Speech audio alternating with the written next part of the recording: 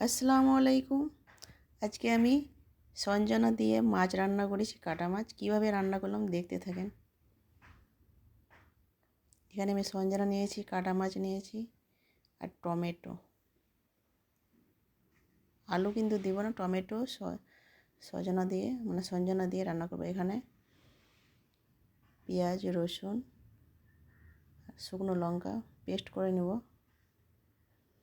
Paste করা হয়ে গেছে। আর মাছগুলোকে লবণ হলুদ মাখিয়ে নেব।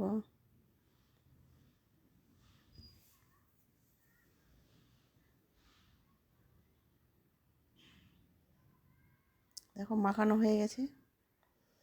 গ্যাসে কড়াইটা চাপিয়ে দিলাম মাছটা ভাজার জন্য। কড়াইটা গরম হয়েছিল, তেল দিয়ে দিয়েছি। তেলটা গরম হয়ে গেছে, মাছগুলো দিয়ে দেবো আমি।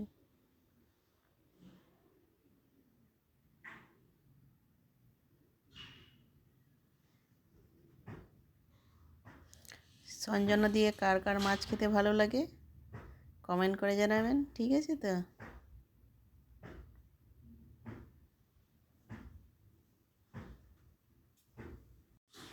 মাছগুলোকে পাল্টে নিচ্ছি।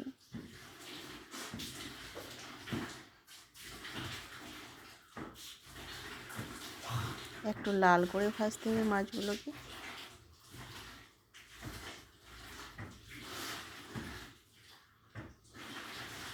দেখেন লাল হয়ে গেছে ভাজা। এবার তুলে নিব।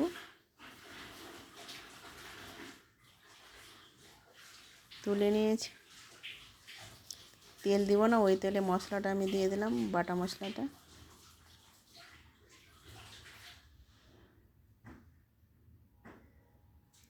এখানে মশলাটা কিন্তু আমি কষাবো না বেশি। লবণ দিয়ে দিলাম, হলুদ।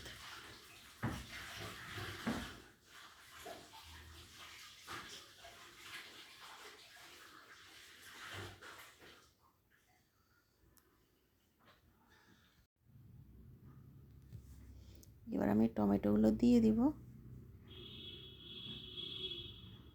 এবার টমেটো মশলাটা একসঙ্গে কষাবো।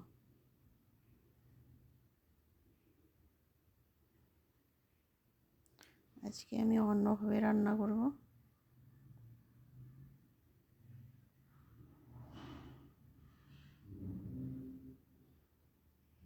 আর একটু কষাতে হবে।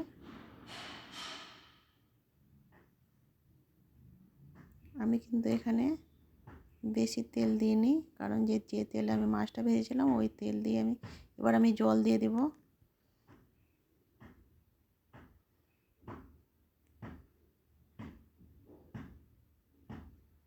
এবার ঢেকে দিলাম।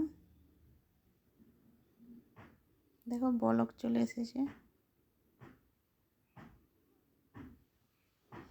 এবার আমি সঞ্জনাগুলো দিয়ে দিব।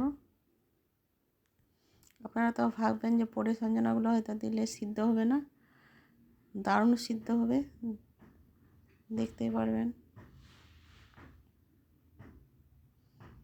ওইভাবে কষতে কষতে কিন্তু সঞ্জনাটা ভেঙে যায়। এভাবে কিন্তু ভাঙবে না, এভাবে দিলে।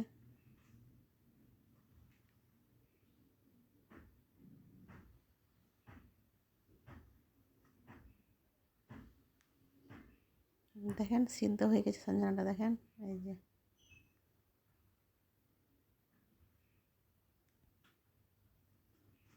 এবার মাছগুলো দিয়ে দেব।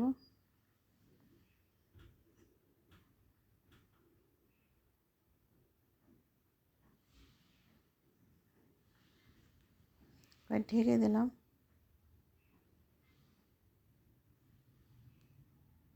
আর একটু ঢেকে দিলাম 1 মিনিটের জন্য।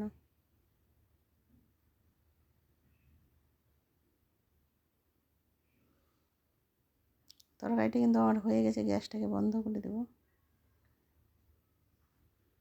দেখেন তরকারিটা।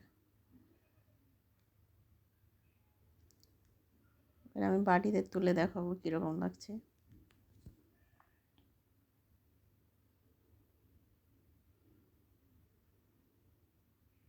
তরকারিটা খেতে কিন্তু দারুণ। এভাবে রান্না করে দেখবেন, দারুণ কিন্তু তরকারিটা খেতে কিন্তু। সঞ্জনা টমেটো মাছ দিয়ে।